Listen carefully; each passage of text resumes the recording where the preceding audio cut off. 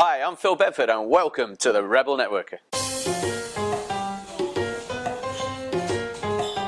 So on this show, we're going to be summing up our series on behavioral styles, and we're going to be covering the examiner. Now remember, this is all about how we act when we're networking, the ways that some people are faster, some slower, the ways we get on with people and not other people. Interestingly, this whole thing that we're learning also covers your life at home, sales management, conflict management, and your relationships with your family and friends. So this is great material.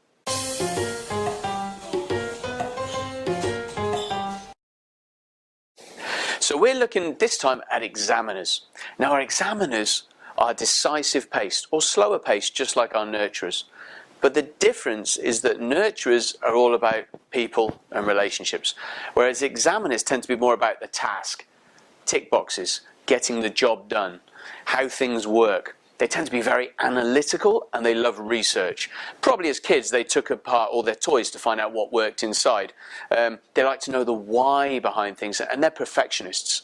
I like to think of the TV shows like CSI, where you've got all these people that go into the depth and they spend hours and hours and hours trying to find out the exact thing that worked. Mind you, on CSI not everybody dresses like an examiner, but the whole show leads to that sort of profession. Examiners tend to be a lot more reserved. So when you do go to networking events, you won't necessarily see them talking to many people. In fact, I've been at events where I've seen examiners running away from people because they're just so uncomfortable with lots of people.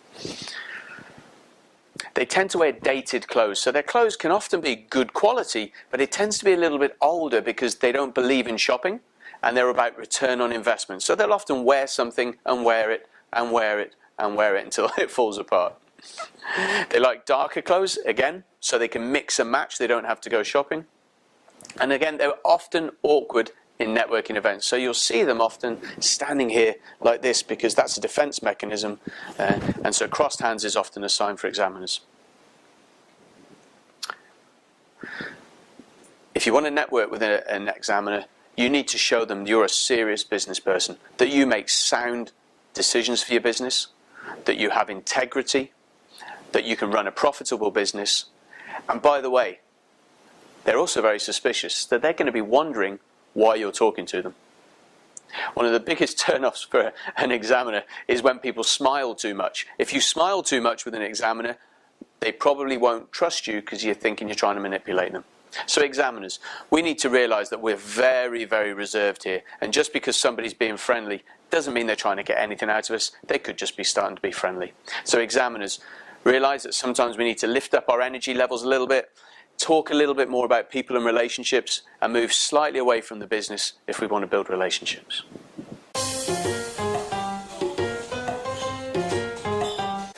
So that's this week's show. So to summarize, over the last few episodes, we've looked at go-getters who are fast-paced, task-orientated. We've looked at promoters who are fast-paced, people, and very fun-loving. We've looked at the nurturers who are more decisive and people-orientated.